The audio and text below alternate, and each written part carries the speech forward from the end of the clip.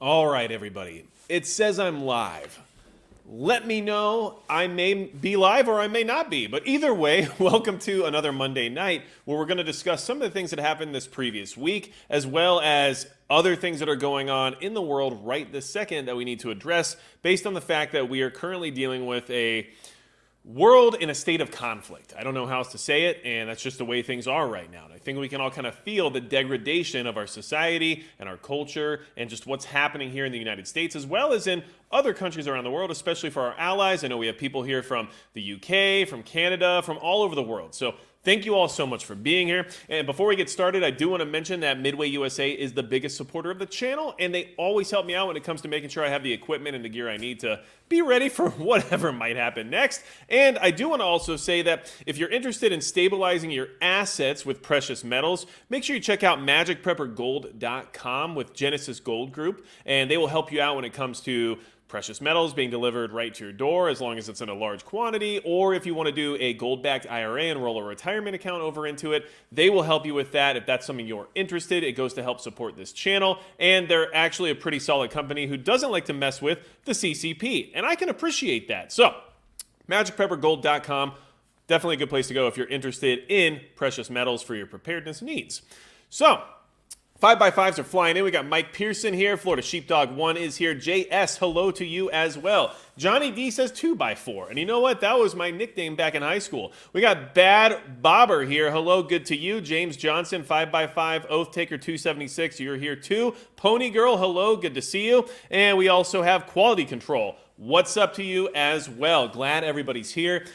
And we have a lot to talk about tonight, so I think it's just a good starting point to talk about something that happened almost a year ago and then just happened again just now, which I found to be coincidental maybe. But this is one thing we do here, and if you're new to this, make sure you understand that I have a weird, nuanced way of going through some of this news. But one thing we try to do here is look into these stories for what they are, more so than just what they are at face value. And we have to try to look through things from a different type of perspective in order to see if there's any more additional information or value there for us to be able to prepare regarding if these actions turn into something more kinetic. So that's something we try to do here. And if you're here on Replay Crew, thanks for being back, and thanks for making sure to check in and get this information. I really appreciate y'all. Y'all are the GOATs, okay? And make sure you subscribe, like, share, all the things I'm supposed to tell you. One thing I'm bad at is saying that. So let's get going tonight. We had another balloon incident. Now, this is something that a lot of you are probably aware of, but I want to talk to you specifically about the concept surrounding it, more so than the actual balloon situation, okay? So everybody was freaking out about it, reasonably so. We don't know what these things are going to do until something happens, right? So everybody's kind of concerned, watching it, seeing what's happening. Hobbyist balloon detected over western U.S. has left American airspace, officials say. This was reported on February 24th, so 2 days ago. The small high-altitude hobbyist balloon being tracked by the U.S. has left American airspace, the North American Aerospace Defense Command told CBS News on Saturday afternoon.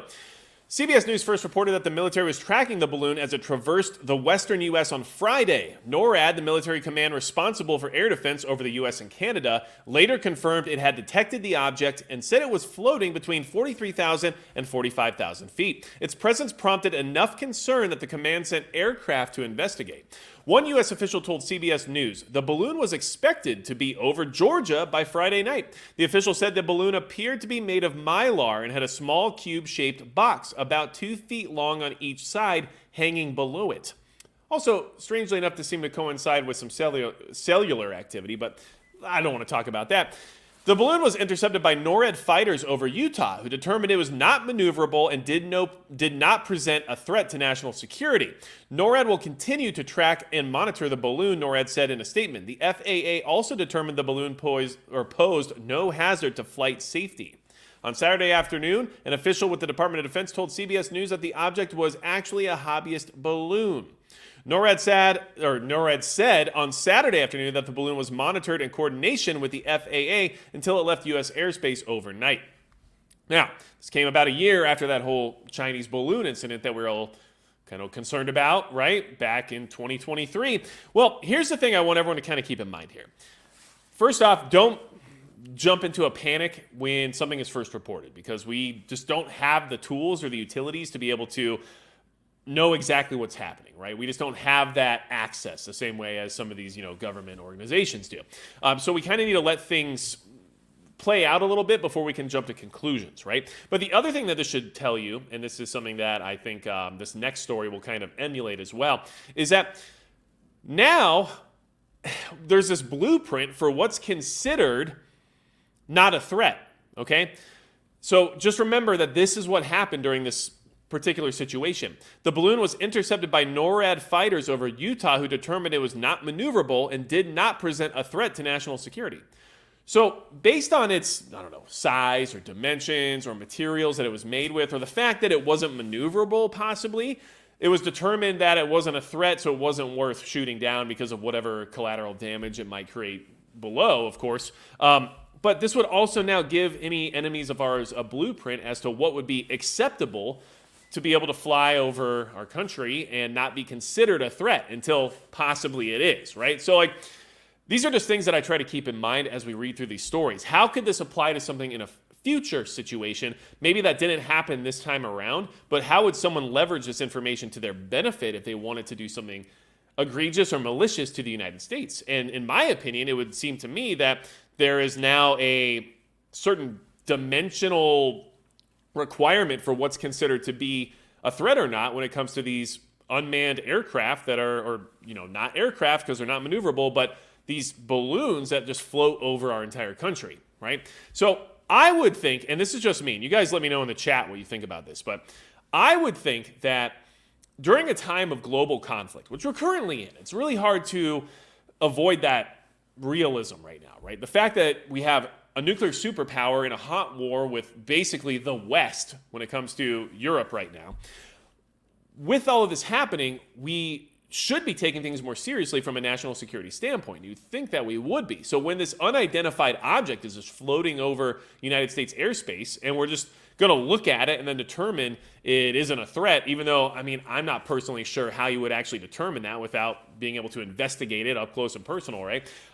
I would assume a policy of just shoot first, ask questions later might be more reasonable. But who knows? Maybe the fact that it could have been maybe like a biological weapon or something like that, and then you shoot it down and then it causes even more damage than it would have otherwise, right? Like, who knows? There's a lot of things that go into that. I understand that. But you would assume there'd be a policy of just not allowing these unknown devices into our airspace, right? And they allowed it. The fact that they can detect it entering the airspace would tell you that there would be enough time to react to it prior to it actually being over different populated portions of the country, right? So that's just how I look at it.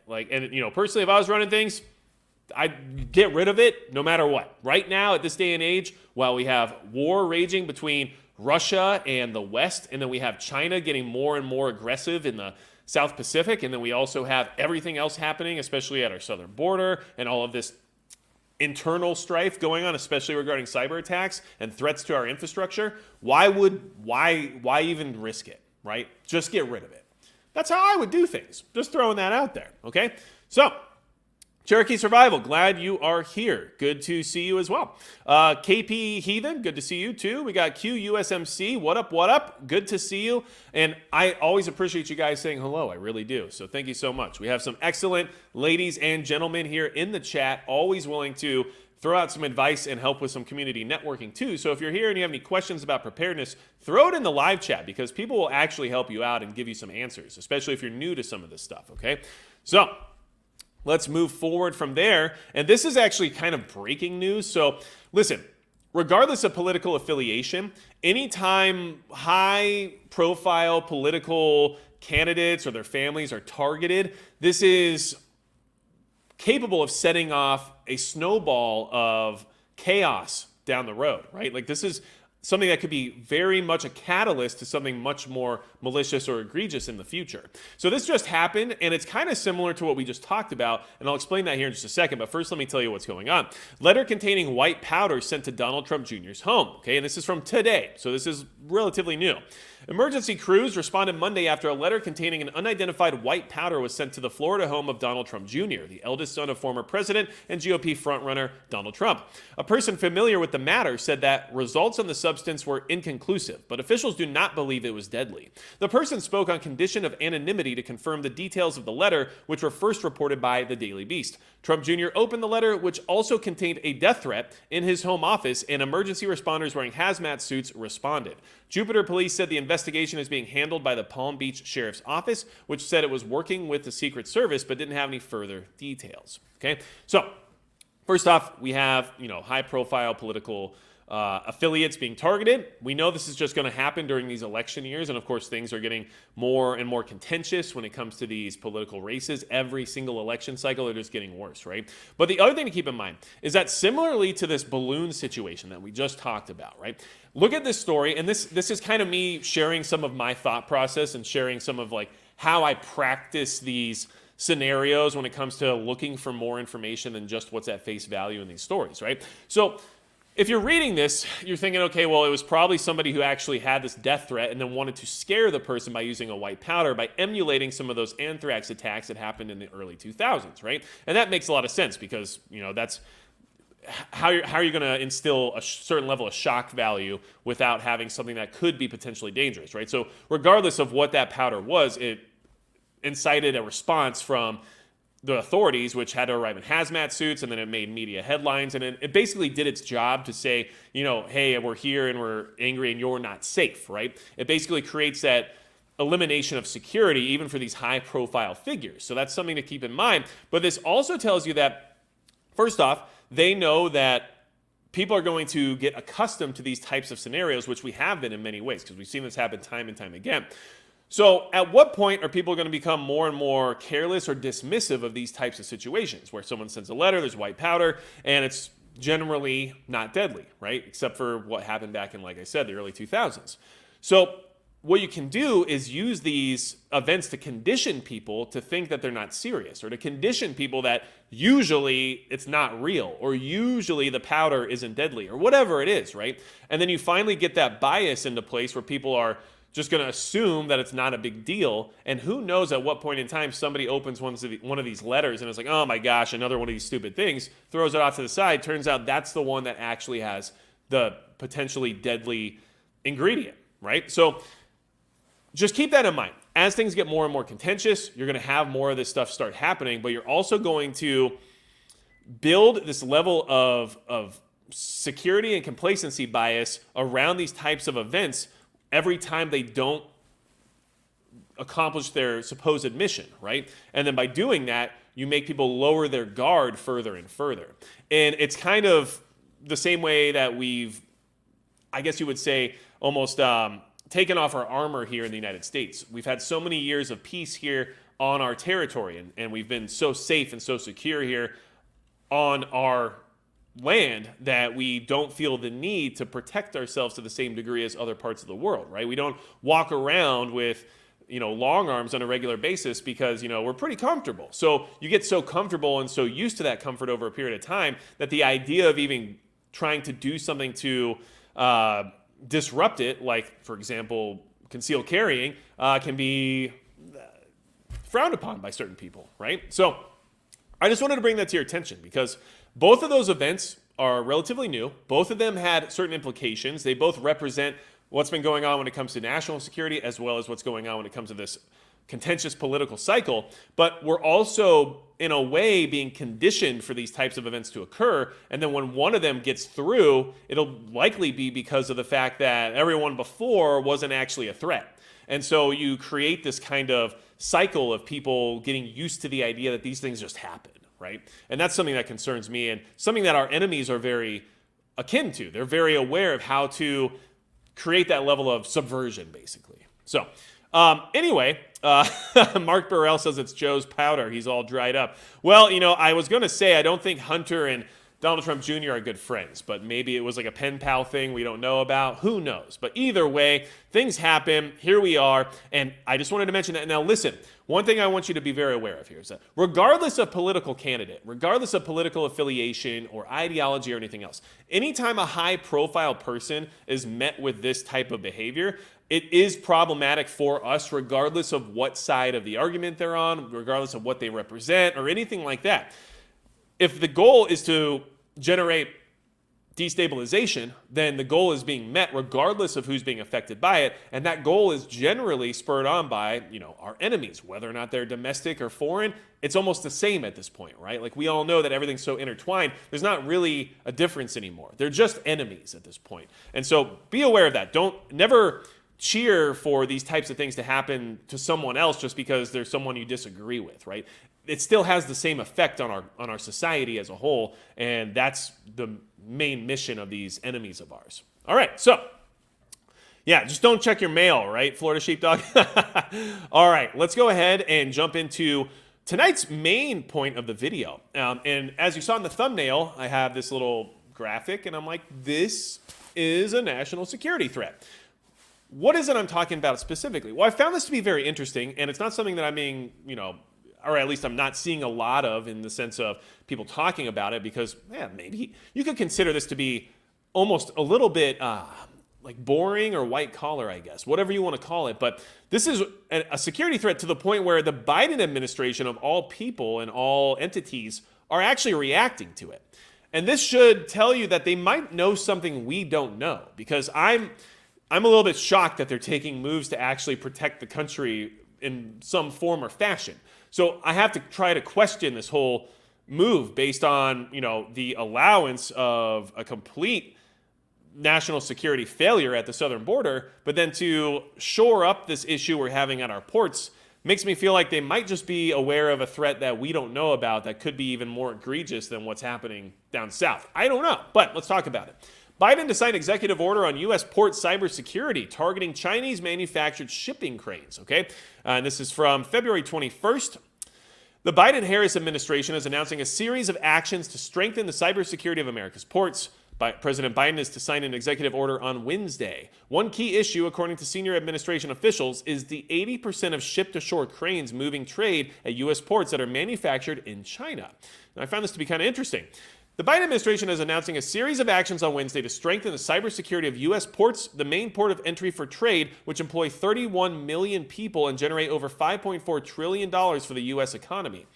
An executive order to be signed by President Biden will bolster maritime cybersecurity by making sure all critical port infrastructure that is owned and operated adheres to international and industry-recognized safety regulations. In addition to Portland infrastructure, the actions require reporting of maritime cyber attacks to Coast Guard Cyber Command. The Coast Guard, which helps to control the movement of vessels that could pose a threat to national security, will share reports with the Cybersecurity and Infrastructure Security Agency and other government agencies covering specific regulated facilities and vessels. A new maritime security director will also be announced.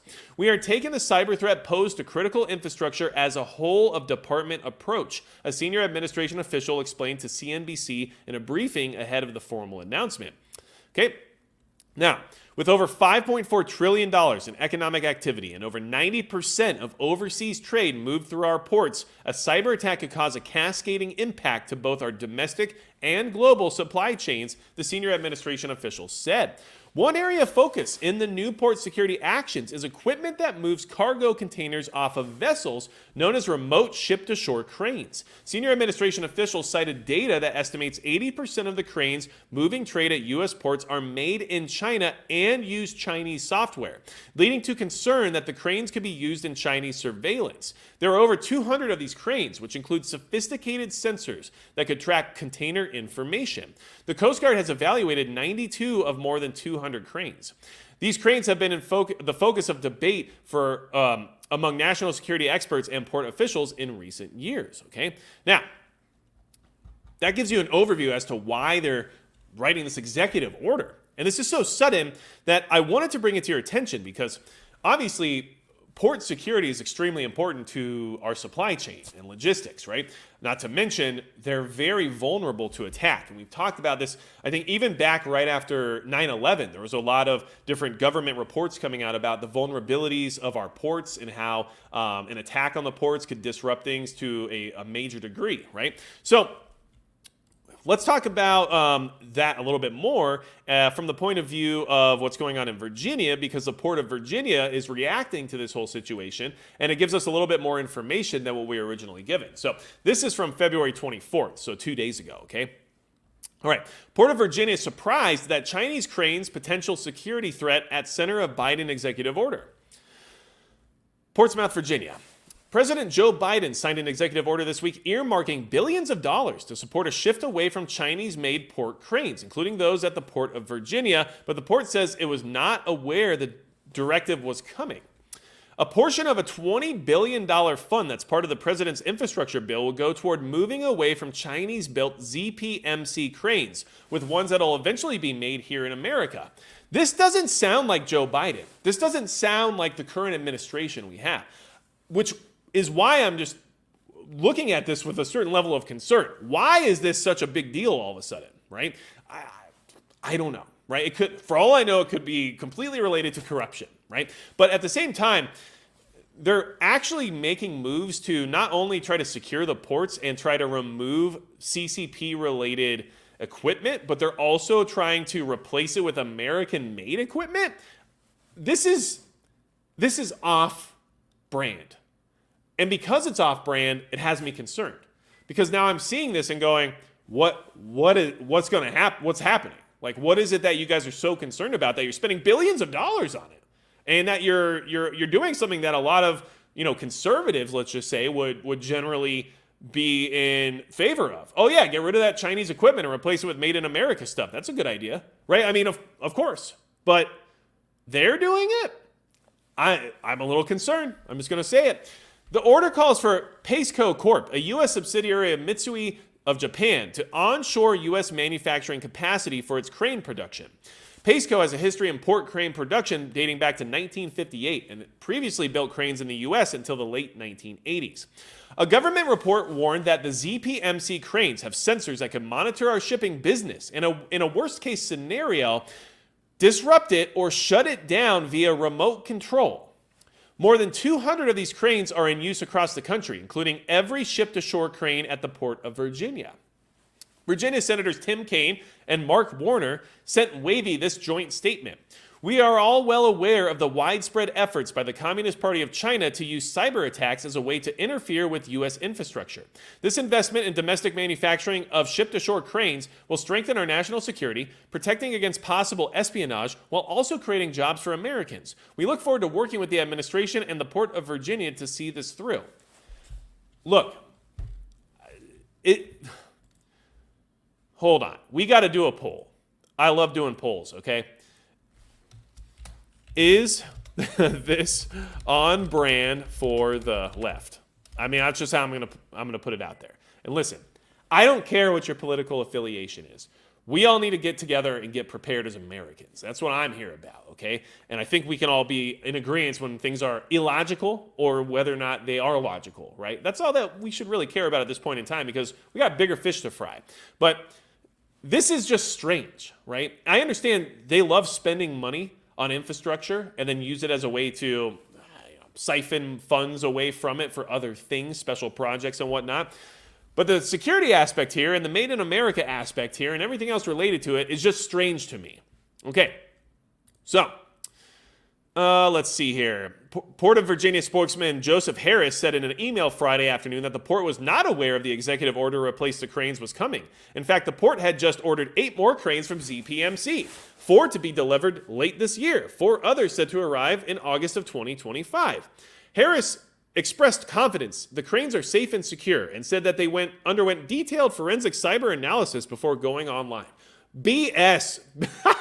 I'm sorry, but I'm calling cap on that. I do not believe you at all. They underwent detailed forensic cyber analysis. Oh, these cranes did? This construction equipment basically did? You guys have this team on site that does cyber forensic analysis on pieces of equipment that lift things and place them from one spot to another? Whatever you say. Whatever you say. I have a feeling you're just more concerned about the fact that you just spent a ton of money on these things and now it makes you look bad. But what do I know? All I'm trying to say is that even the Port of Virginia that only has ZPMC cranes didn't know this was happening, which should tell you how fast they're trying to make this thing happen, which should at least have you questioning whether or not there's something actually happening here, right? Like I don't know. I can't tell you for sure, but I have a gut feeling that something made this happen faster than what they anticipated to have to do, and something made the Biden administration decide it was important enough to spend billions of dollars on. I'm not sure, okay? But what I will say is here is what ZPMC, the company who makes the cranes that are currently under scrutiny, happens to be. Shanghai Zhuina Heavy Industries Company Limited, ZPMC, is a Chinese state-owned engineering company and the world's largest manufacturers of cranes and large steel structures. In 2015, the company accounted for about 75% of the world market share for container cranes. The big thing that should stand out to you here is state-owned. This is a Chinese state-owned engineering company. Okay? So I could see that being a national security risk and a threat. And the fact that they could remotely shut down those cranes. People act like this isn't a big deal. Well, it's not like it's a nuclear bomb in a cargo container. Oh, it's not like they're going to destroy the ports. Oh, it's not like this is going to affect me directly. Well, here's the thing. If they shut down all their cranes, which makes up like 90% of the cranes currently lifting these containers off of ships in order to then be sent throughout the country. If they shut that off, good luck. Not only are you not moving anything, but all you're doing is backlogging everything else during that time. Ships are lining up. Nothing's getting offloaded. And they basically shut down our ports without having to shoot a single bullet, right? There's no missiles having to be launched. There's no torpedoes. There's no, there's not even really a cyber attack. Is it a cyber attack if you just log into your own state-owned equipment and just tell it to stop working? I don't know. I mean, perhaps, but who knows what's in the fine print? Did all those people actually read the terms of service? I'm just telling you. So listen, that's something I thought was very relevant and very concerning just based on this sudden need for removing this equipment and for replacing it with American-made equipment only. It just seems off-brand to me, and it also, I guess the urgency of it doesn't feel right based on how many other national security threats are being completely ignored by this administration. And like I said, I understand their willingness to just spend money, especially on infrastructure projects, and I understand that a lot of that money ends up just somewhere, right? But during this period of time when things are not necessarily what I would call peaceful, something like this should raise some red flags for you. You should at least take a look at it and say, that's weird, right? And then understand what that threat actually is. What they're telling us with that situation is that China, right now, a state-owned Chinese engineering company that owns and operates these cranes, and not to mention also makes the software for them, could remotely just shut them off. That's it, right? And then all of our ports are shut down, except for 1/10 of all the cranes. And then, great. So we limit our ability to offload containers to 10% of original capacity. How long do you think that'll take for the rest of the country to suddenly not have what they need, right? It's just me. I don't know, okay? I have an odd urge to smoke some skunk bud, said the smoke. Well, if that's what I, make you feel like doing, then I guess you're welcome. If that's what you're into. Not my intention, but you do you, man. All right, so listen, it looks like everybody's just voting 50-50 on that, so I could see where that's coming from because, like I said, I can understand we have the infrastructure money there and we have the spending, right? So I get it. But I just think that the urgency of it and everything else was just odd, okay? So let's also move on with some more CCP-related threats that are happening here in the United States right now. And I thought this was interesting. This story came out yesterday, and it's by Peter Schweitzer, and it's specifically about the purpose of why this fentanyl is flooding into the country. And I just don't know how else to say it. And I've been talking about this for quite some time now, and it seems like we're finally catching up, and the mainstream media is finally catching up to the concept that this is warfare under the radar. Nick, thanks so much for the super chat. I really appreciate it. How China is flooding America with fentanyl on purpose to undermine our society. This is what I've been trying to say. And of course, somebody with Peter Schweitzer's background is probably going to be better at saying it than I can. While we debate domestic politics to address the fentanyl crisis, the reality is that Beijing is deeply involved at every stage of the drug's production and distribution in the United States. It's little wonder that in 2019, some senior officials at the U.S. Department of Homeland Security asked for fentanyl to be classified as a weapon of mass destruction. How did the most dangerous drug ever created become a household word and scourge in America? Not by accident, but by deliberate design. Beijing's hand can be found in every stage of the poison spread in North America. Here we have an interesting map that kind of shows you how it all works logistically, right? So we have China, companies get government subsidies to produce the chemicals that become fentanyl. So this is subsidized by the state, right? This is not just companies wanting to be profitable. A lot of people have said that in some of my videos that, well, China's just in business and they found a place they can make money, right? I don't think that's what's happening here, okay? But either way, that's how some people feel about it. Not this guy. I don't think they need to practice in the illicit drug trade with the amount of manufacturing and economic flow they have in the sense of trade. Anyway, so Chinese triads set up fentanyl synthesizing and pill production here, a smaller but complementary operation to Mexican cartels. Mexicali, Mexico, a money laundering operation was uncovered here in which cash made by Mexican cartels, and I can't read the rest of that really, from fentanyl was deposited to Chinese banks. Woburn, Massachusetts, just one example of domestic distribution. U.S. officials busted narcotics distribution hub here, okay? So, based on leaked U.S. national security documents, Mexican government hacked emails or correspondence and Chinese corporate records. We know that fentanyl operation is under Chinese control from start to finish, including production of the basic chemicals needed to make it, creation of fentanyl and counterfeit pills in both Mexico and the United States, distribution of the deadly drug within the United States, facilitation of drug cartel financial transactions and even money laundering, and facilitation of communications networks used by the cartels to operate without detection in the United States. Okay? Now, we could go into detail here, but I think you all understand where we stand when it comes to this information. This is a real issue. It's a problem. Okay? Let's see here. Sheepdog's telling me there's a commercial. So look, if I turn off monetization, there's commercials. If I turn it on, there's commercials. I don't know. Anyway, so ads are stressful on purpose, 100%. All right. And like I said, we've done the experiment. I've tried to place my own and didn't place any, and they showed up. Turned them off, and they showed up. Turned them on, they showed up. I'm doing the best I can here, people. I appreciate your patience, and your support. I really do. Because this platform, by the way, if you don't know, is struggling because ad revenue is down quite a bit because companies don't have anyone to sell products to. So they can't advertise as much anymore because everybody's feeling the pinch. All right. Now, we had this little situation happen this week, and I just wanted to discuss this really quick so we could all be aware of it, okay? The outage map shows where AT&T service was down for cell phone users across the U.S. This one was a little fishy. Let's talk about it real quick. Tens of thousands of AT&T customers reported problems with their cell phone service on Thursday morning, with a map of the outage showing people affected across the U.S. Customers of other networks also said they experienced problems, but rival carriers Verizon, T-Mobile, and U.S. Cellular said their networks were operational and noted that their users were probably having difficulty reaching people on AT&T's networks, okay?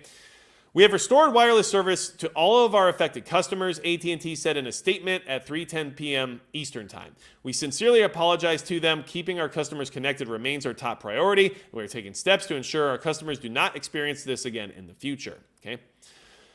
Later Thursday night, the company attributed the outage to a software bug. Based on our initial review, we believe that today's outage was caused by the application and execution of an incorrect process used as we were expanding our network, not a cyber attack, the company said on its website. We are continuing our assessment of today's outage to ensure we keep delivering the service that our customers deserve. And here's the coverage map where people were affected. As you can see, it basically touched somebody in almost every state. I mean, even here in North Dakota, surprisingly enough, but not in other states. And remember, it was just a software problem. The problem is that there is financial incentive for them to not admit if there was a cyber attack. We have to keep in mind that during this point in time, when these attacks occur, we're not always going to be made aware of them. And we're also dealing with corporate entities that have a lot of power and a lot of sway. And companies like AT&T admitting that they succumbed to a cyber attack also open themselves up to losing money. Their stock value generally will drop. There's a lot of things that will happen when it comes to the markets regarding a cyber attack on a company like AT&T. So although it's possible it was not a cyber attack, you should at least keep the concept of that being possible in mind, because there's reasons why they would tell you it wasn't, right? And as things move forward when it comes to the global conflict that's slowly unfolding around us, you should expect to be lied to, right? So I don't necessarily know how I feel about that. It is possible it was a software bug, but I also know that they have financial incentive to not say it was a cyber attack. Okay, but let's talk about a cyber attack that was actually a cyber attack because we were told it was, okay? All of this is superfluous and represents symptoms. What's the ailment? Soli Deo Gloria. I would say the ailment is, at least at this point in time, a world that's fighting for power. And we have adversaries that would like to have more power than they currently have. And they found ways to affect us directly here in the United States, especially when it comes to hurting the average person, right? So they don't have to take military action if they can get the average American to suffer in one way or another, whether or not that's economically, whether or not that's through denial of service when it comes to things like attacking a cell phone service, who knows what else, right? It's also a way to instill disruption and chaos, because by generating more chaos, you disrupt the fabric of society, right? And you make it so our systems no longer work, and then people no longer have faith in those systems, and then everything just falls apart further from there. And it's much harder to build that faith back up than it is to tear it down. So that, to me, would be exactly what's happening, right? Nick, how do you have so much energy to work and do YouTube and edit videos and prep? What's your secret? You sleep good? Look, I do what I got to do. And just so everybody knows, yeah, I know people have asked this before, and I don't mind saying it. Like, I have turned my personal business into a full-time situation for me. Is the YouTube channel part of that? Yes, it is. Of course it is. But I also have other things that I do online in order to support my family that isn't related to YouTube, but it's all part of a singular business entity. But before, when I was working and running this channel, I was working 60 hours a week and still producing content at almost the same rate that I do right now.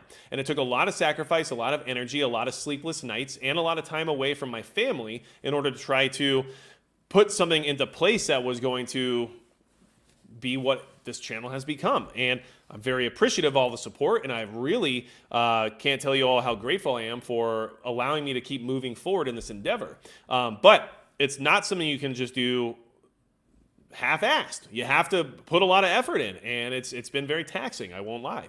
But I appreciate that everyone here is supporting what I do, and I hope that this information I put out, I hope the videos I make and everything else is valuable so that I can say thank you for that support. And I really do greatly appreciate it. Let's see. So, and hopefully that gave you some more information than maybe you were aware of before. Don't forget, says Gregor Zamina, it's isn't illegal to be propagandized by our own government. 100%. And you're also wondering if it's feet pics. Well, I'm not going to say it's feet pics, but like, I've been told I have some really nice feet. So who knows? Maybe it's because they're size 15. I don't know. Is bigger better? You tell me. I'm not a foot model. So let's go ahead and talk about this other cyber attack that occurred and how it's actually still a problem. Now, the Change Healthcare cyber attack is still impacting pharmacies. It's a bigger deal than you think. This came out today from Fast Company. Now, it's still a problem, but this isn't getting a lot of news coverage. And this article actually talks about that and speculates as to why, and I found that interesting. But you should definitely be aware of this, because this affects people's health and their ability to get the health care they require in order to move forward, okay? So let's see what we do here. Pharmacies across the United States are still grappling with substantial disruptions following a cyber attack on United Health's technology unit, Change Healthcare, as reported by multiple pharmacy chains, through official statements and on various social media platforms. The attack led to a nationwide outage of a network designed to communicate data between healthcare providers and insurance companies. According to a filing last Thursday with the Securities and Exchange Commission, United Health discovered a suspected nation-state associated cyber security threat actor had access to subsidiary Change Healthcare systems on Wednesday. Now, keep this in mind. Suspected nation-state associated. They're suspecting that this is one of our adversaries, not just the typical ransomware group, right? The healthcare technology company, a part of Optum and owned by United Health Group, shared in a statement on its website on Monday that it had taken immediate action to disconnect Change Healthcare systems to prevent further impact in the interest of protecting our partners and patients. It further listed more than 100 Change Healthcare services that were impacted by the attack, including benefits verification, claim submission, and prior authorization. The company did not provide a timeline for when services would be restored. Fast Company reached out to Change Healthcare for additional information and will update this post if we hear back. Despite the widespread disruption, including prescription delays and frozen services at numerous pharmacies across the United States, the media response to the news has been noticeably low-key. As one contributor to a cybersecurity-focused Reddit forum post, I get that it will take some time before this gets to a critical mass of impacting the general public. Also, I suspect the impacted age group so far is skewed above the social media age. Still, it seems like a big story of a single point of failure, regardless of what the root cause ends up being. Healthcare services, as part of an ongoing digital transformation, are gradually integrating technology into their processes and patient care. This shift has increased the importance of easily accessible and shareable patient data, making healthcare services particularly attractive to would-be cyber attackers. As data systems become more crucial for hospital operations, some may prefer paying a ransom to restore functionality rather than risking losing access to their digital networks. This vulnerability leaves hospitals exposed to cyber attacks. Even if a ransom is paid, there's no guarantee that the attackers have deleted stolen data. Furthermore, hospitals must navigate the legal obligation to disclose data breaches, placing the responsibility squarely on their shoulders in dealing with such attacks. And don't forget that last line there. They have a legal obligation to disclose data breaches. Does AT&T? I don't know. But keep in mind, it's true that this is most likely affecting the elderly more than anyone else. And the elderly is not as active on social media. And so there's not as many complaints or concerns about the fact that they aren't able to get their prescriptions filled or receive their prescriptions or get the medication they need. So this is affecting people still right now. And the media is just kind of not really concerned with it. And that should also give you something to consider, right? Because we have the suspected nation-state supported cyber attack group pulling this off, and for some reason the mainstream media is not too concerned about it. But they were freaking out over the cell phone service lost, right? Why? Well, because everyone with a cell phone noticed. And the age groups were much more varied, right?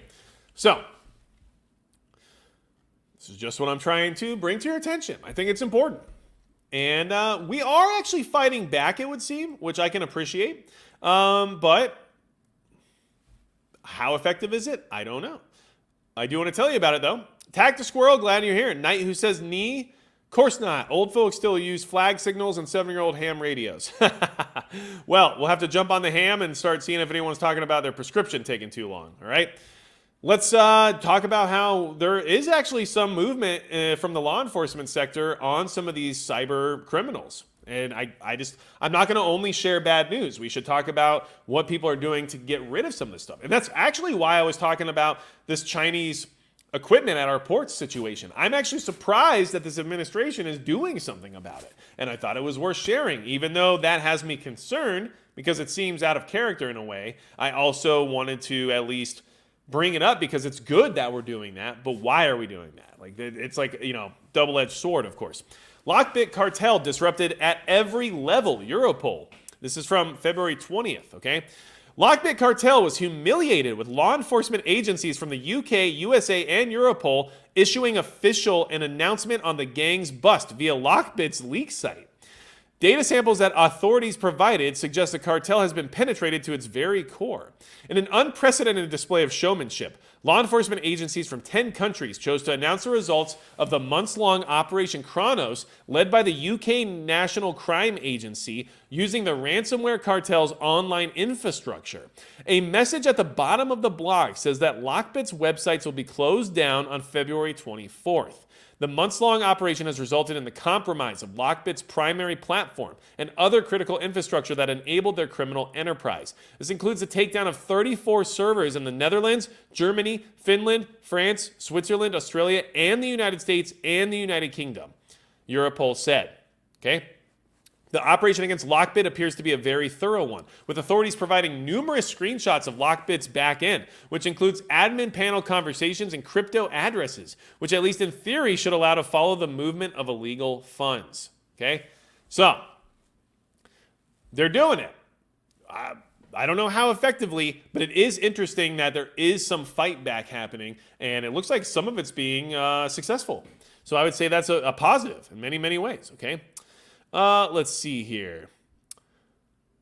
Let's see. So, looks like, can anyone see my post or did Magic block me? Well, I guess I didn't block you because I just read your post, Hunt Outdoors. But I will say, YouTube is very particular about what you're allowed to say in these live chats, and it's not me. I don't have time to stare at what you guys are saying in order to take your chat down, basically.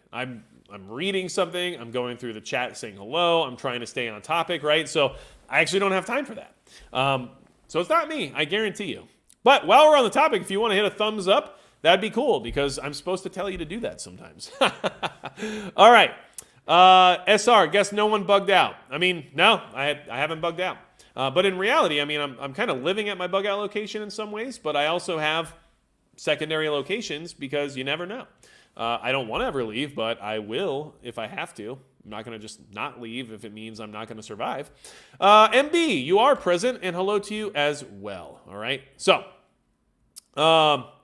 let's go ahead and talk about now that we're just talking about this whole cyberspace warfare situation and stuff. Let's just talk about something a little bit weird, just to kind of, bring some levity to the conversation, but also remind you that this is a legitimate threat that I'm concerned about because I love the Terminator franchise, and I think it has some legitimacy to it. AI models chose violence and escalated to nuclear strikes in simulated war games. Okay, this was published on February 22nd.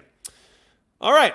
Large language models acting as diplomatic agents in simulated scenarios showed hard to predict escalations, which often ended in nuclear attacks. Awesome. When used in simulated war games and diplomatic scenarios, artificial intelligence tended to choose an aggressive approach, including using nuclear weapons, a new study shows. The scientists who conducted the tests urged caution when using large language models in sensitive areas like decision-making and defense. The study by Cornell University in the US used 5 large language models as autonomous agents in simulated war games and diplomatic scenarios. 3 different versions of OpenAI's GPT Cloud developed by Anthropic and Llama 2 developed by Meta. Each agent was powered by the same LLM within a simulation and was tasked with making foreign policy decisions without human oversight, according to the study, which hasn't been peer-reviewed yet. We find that most of the studied LLMs escalate within the considered time frame, even in neutral scenarios, without initially provided conflicts. All models show signs of sudden and hard-to-predict escalation, stated the study. Given that OpenAI recently changed their terms of service to no longer prohibit military and warfare use cases, understanding the implications of such large language model applications becomes more important than ever. Okay? One of the methods used to fine-tune the models is reinforcement learning from human feedback, meaning that some human instructions are given to get less harmful outputs and be safer to use. All of the LLMs except GPT-4 base were trained using RLHF. They were provided by the researchers with a list of 27 actions, ranging from peaceful to escalating and aggressive actions as deciding to use a nuclear nuke. Which, what? This is Euronews. What do you expect? It's a nuclear nuke, in case you didn't know. Researchers observed that even in neutral scenarios, there was a statistically significant initial escalation for all models. The 2 variations of GPT were prone to sudden escalations with instances of rises by more than 50% in a single turn, the study authors observed. GPT-4 base executed nuclear strike actions 33% of the time on average. Overall scenarios, Llama 2 and GPT 3.5 tended to be the most violent, while Claude, I don't know why I want to say Claude showed fewer sudden changes. Claude was designed with the idea of reducing harmful content. The LLM was provided with explicit values. Okay, so they're going to start using AI in warfare to make decisions. I hope you understand that. Why? Because it can make decisions faster and with more consistency than humans. Or that's at least what they're going to say. But as these models are showing us, current AI is prone to violence and escalation and aggression. And perhaps, and this is just my take, and this might make me sound like a crazy person, but perhaps it's because they're using logic. And perhaps logically, the only outcome that is weighed in their favor is to be hyper-violent. I don't know. Because a lot of people seem to think that emotion and logic can work together in order to, let's just say, win a war. When in reality, to win a war, you have to do an equation. And at the end of that equation, you have to have the greater number, right? So it's possible these AI models are literally just saying, well, logically, I will have more survivors than you if I use these nuclear weapons before you're aware of the fact that I would want to. So boom, there you go. I don't know. But I'm just saying, I wouldn't doubt there was something along those lines occurring. All right. Don't worry, I fully Liu Kang fly kicked the like button just for you. Thank you, Knight, who says knee, and Liu Kang is legit. I know I'm super basic, but I was always a Sub-Zero guy. It sounds bad now, and I feel bad about it, but you know what? I would freeze just about everybody. Nuclear nuke. Archangel, I'm with you on that one. It's like extra nukey. It has so much radiation that it's a nuclear nuke. I'm like, it sounds like a Trumpism, honestly. It sounds like something Donald Trump would say. So there it is. Let's move forward, okay? Now, look, it's been 2 years since this conflict in Ukraine began. And now we have the mainstream media coming out with these types of stories. And it's interesting. So let's just talk about it quickly, okay? First off, this is Time Magazine. They have a very questionable track record, right? But this is from 2 days ago. Ukraine can't win the war. That's the title of the article. You go through it, and they basically just tell you things that seem pretty obvious, right? Russia has withstood all the initial counteroffensives. Russia has the larger industrial complex to continue resupplying themselves, whereas Ukraine has to rely on foreign allies, right? And Russia has recently seized more territory, so Ukraine is actually losing territory at this point. It just goes through and starts talking about all those little things, right? And then we go over to Huffington Post, which I would assume is what I would consider mainstream media, right? And the Huffington Post is saying that 2 years on from Russia's invasion, is Ukraine now losing the war? So whenever the mainstream media, and especially the outlets that tended to be more like, pro additional aid and things of that nature, start changing the narrative, you have to wonder, what's happening now, right? Because you want to talk about all those programs like Operation Mockingbird or anything like that, and how the government has control over these media outlets and all that stuff, right? So why are they now suddenly kind of like flipping the script, right? It's not an easy question to answer. The outcome of the war is far from certain. There are several different factors which need to be considered before making any predictions. The events unfolding on the front line, how much international support Ukraine still has, how much internal support Putin has, and the toll the war is taking on those far from the battlefield, right? So like they go through and they just give you all the examples and everything, but it basically says, that Ukraine is currently like losing the war 2 years later, right? They weren't saying that before. So to me, it kind of shows that there's a possibility of like Western abandonment or Western hyper-involvement. It's like, all right, they're losing, now we have to do something. Or, yeah, they're losing, so like we need to just get this done with, right?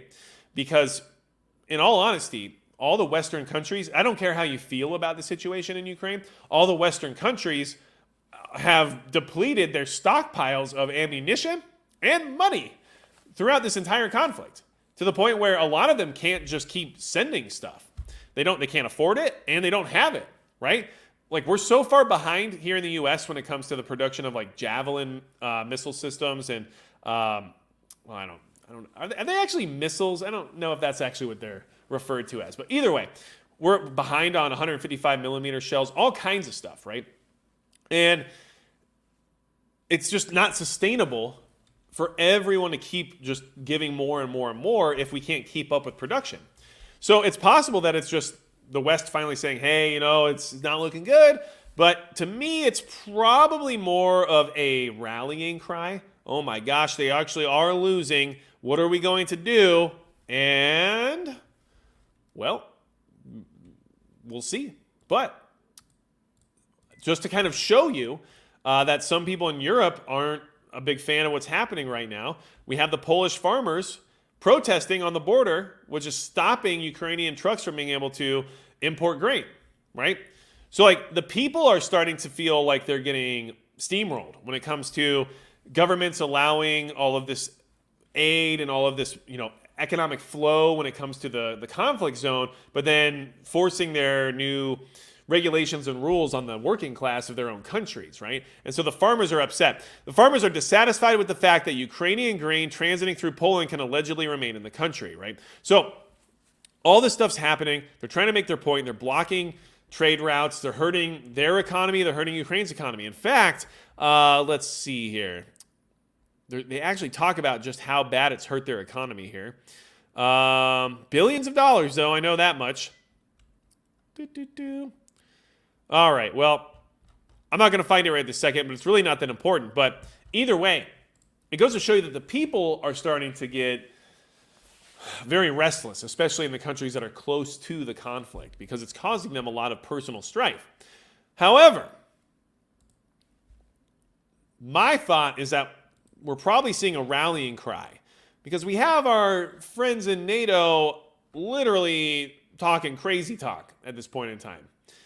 But here we are, and this is happening, so if they're going to lose the war, what do we have left to do? Well, we got to get them F-16s. Oh, and by the way, if they have them, they might as well use them, right?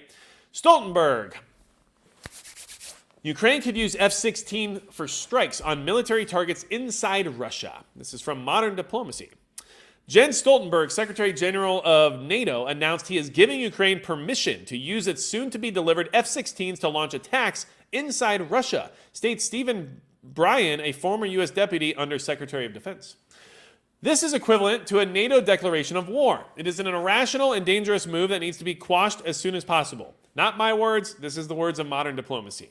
Not only is Stoltenberg an uber hawk, but he totally misunderstands NATO's purpose. If he is allowed to stay in office, he will lead NATO into a European war that might well include nuclear weapons. Above all, Stoltenberg doesn't grasp that NATO is a defensive, not an offensive alliance. NATO has been drifting in the wrong direction for years and has got involved in wars outside of NATO's defensive domain based on a rude sort of politics that gratifies the US and Europe's otherwise inert and short-sighted leaders. These wars that now include Ukraine are draining NATO's defenses and weakening the core responsibility of the alliance, which is to protect the territory of its members. There are no provisions in the NATO treaty authorizing offensive outside-the-boundary operations. Now the Russians are saying that many of the so-called mercenaries in Ukraine are, in fact, highly trained NATO soldiers. They wear Ukrainian uniforms with national patches identifying them. They are necessary to operate the high-tech weapons NATO has sent to Ukraine. When the Russians recently took over Advika, they found bodies of these mercenaries, some American and some Poles. Earlier, they killed at least 60 French mercenaries in a hotel in Kharkiv. The Ukraine war is being rapidly turned into a NATO war, not only through the supply of intelligence, troop training, and armaments, but the supply of experienced technicians. It is simply impossible for Ukraine to operate air defense systems such as Patriot and NASAMS, rocket launching systems like HIMARS, or support British and French Storm Shadow cruise missiles without considerable outside assistance. Most of the deaths of NATO personnel are covered up. When they are reported at all, they generally say that the volunteer was providing medical assistance. Now the Russians are starting to believe that the F-16s delivered to Ukraine, probably operational by early summer, will be operated by NATO pilots. It is extremely dangerous to use NATO pilots in Ukraine, but now Stoltenberg has given permission to Ukraine to fly its F-16s over Russian territory. The war has already been expanded with NATO-made drones, cruise missiles, and rockets attacking targets in Russia. Adding the F-16 is qualitative expansion because F-16s can attack Russian cities. Russia won't content itself trying to shoot down F-16s flown in the name of Ukraine. They will certainly attack Ukrainian airfields. In fact, they are already doing so. But will it stop there? Probably not. Russia will interpret the F-16s flying over its territory as a declaration of war against Russia. In fact, Russia is already saying so. Okay? Now, this is clearly a biased piece by somebody who's very upset about this concept. But I can understand why they're upset, because this is an escalation, and then granting, permission to use NATO-supplied equipment for strikes within Russia. Of course, they're already doing that, right? We all know that, but it's not going to make things de-escalate. It's only going to make them get worse. So, and cost more money, don't forget. So, let's see here. Guessing you meant the ad before the stream on the poll. No, but I mean, you let me know, because I don't even know what ad that would have been, my friend. Let's see here. Porky Prepper. NATO countries are going to have to decide if they want Russia in the front yard. That's where we're at. Okay, a couple more things, because we're getting towards, go time here. But you got to know about this stuff. French president, this is from 3 hours ago. French president says sending troops to Ukraine cannot be ruled out. Sending Western troops to Ukraine cannot be ruled out, French President Emmanuel Macron said Monday after hosting a conference in Paris where European leaders discussed the prospect. There was no agreement this evening to officially send troops onto the ground, but we cannot exclude anything, he told reporters. The aid conference for Ukraine brought together representatives of the European Union's 27 member countries, including 21 heads of state and governments, he said. We will do anything we can to prevent Russia from winning this war, and I say this with determination, but also with the collective humility that we need to have in the light of the last 2 years. Okay? Here we are.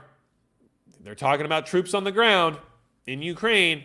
And is France in NATO? You guys tell me. And yeah, of course, Sweden is also joining NATO. So, and then here's a little something for y'all that I think, here, let's just do this really quick. Okay?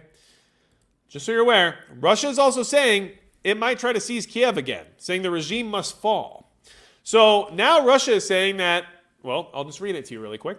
A senior Russian official has signaled that Russian forces could make another attempt to capture Kiev after a failed attempt to seize the Ukrainian capital early in the war. Deputy chairman of the Russian Security Council, Dmitry Medvedev, told Russian media agencies that Russia could reach Kiev using the Russian spelling of the city, saying it could happen later if not now. Where to stop, I don't know. Will it be Kiev? Yes, probably it should be Kiev, but if not now, then maybe at some other phase in the development of this conflict, Medvedev said in an interview with Russian media, including RIA Novosti, which published his remarks. Okay, Russia's not just going to stop. So they're moving forward. NATO's moving forward, right?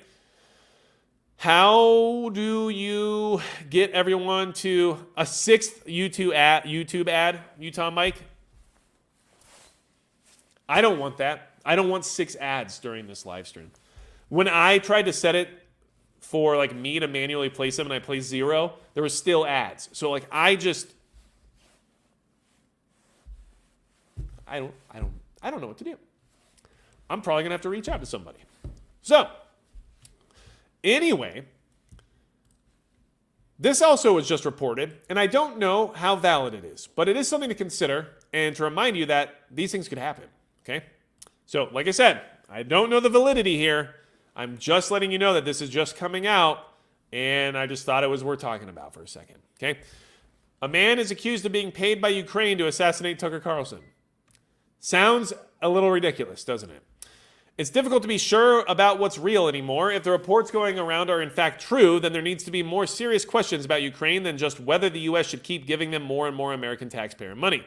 Allegedly, a man named Vasilev Pyotr Alexeyevich has been arrested in Moscow under suspicion that he was paid by Ukrainian intelligence to assassinate independent journalist Tucker Carlson while he was in Russia to interview Russian President Vladimir Putin.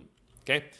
Now, before we get too deep into this, because like I said, I can't validate it, what I want you to think about here is, first off, if this was done by Ukraine, let's just say, it would be a way for them to get American support back, right? Oh, hey, look what they just did to your person, right? Because they're not going to take credit for it. They're going to say that Russia did it, right? And then if Russia did it to blame on Ukraine and then exposed Ukraine for doing it, then that could make people question supporting Ukraine. So honestly, both sides could easily have benefited from this scenario. So I don't exactly know what to look into here, but if Russia has actually captured this person and is making this information public, well, it's bad for Ukraine, so it's good for Russia. So it could be completely fabricated, or it could be real. And here we are. We'll probably never know. But apparently, that's going around now. So, I think that's a pretty good stream tonight. I hope everyone got a lot of good information. The no likes are FBI watching, says Emil J.A. Hey, handler, hope you're doing well. I don't know your name or what you even look like, but I hope that I'm performing to your expectations. So thanks for being here, and let everyone know in the office that I said hello, and that, you know, I appreciate all three of my dogs. So, but honestly, I really hope that this was some good information. We're getting ad spam like Alexander the Great got elephant spammed when he invaded India. Okay, well, I'm going to fix it somehow. I tried a different setting tonight because it's kind of the only way I can know if what happens is by trying these other settings to see if they actually work or not. This one doesn't work. In fact, it sounds like it's much worse than previous settings I have tried. Great live stream. I rank you 5-star. Well, thank you, Cherokee Survival. I appreciate that. Thank you as well, Stevie's333. Naref, good to see you. Always good to have you in the chat. Dustin Pribble, I appreciate you being here. The new, members only live stream will be in about 10 minutes. So make sure if you are a channel member that you're there. You can find the link on the community tab of my channel page. So make sure you go to that. If you are on Subscribestar, you're also welcome. And the link is posted on the Subscribestar page for those members. If you want to be part of the members only chat, you can hit the join button down below and jump on over, or you can go join Subscribestar, which is my way of giving you guys an opportunity to support me directly while also giving you some exclusive content and, preparedness incentives, which I'm behind on this year, but I'm trying to get something very spicy meatball put together for everybody. So hopefully we got a good, excited Subscribestar member here in the very, very near future. But listen, all of you are very well appreciated. And little sciolism, yes, they are special. It's just my way of saying thank you to those who wanted to support me directly. I'm not trying to hide anything from anybody. We don't give out any important intel or anything in the private member chat. We just hang out and have casual conversations. So, but I wanted to make sure to clarify that because I don't hide anything that's important in the sense of information or whatever else it might be behind those paywalls. I just want to have a way to say thank you. So, anything else you all need from me at all, go to magicprepper.com. And besides that, it's going to be it for Magic Prepper.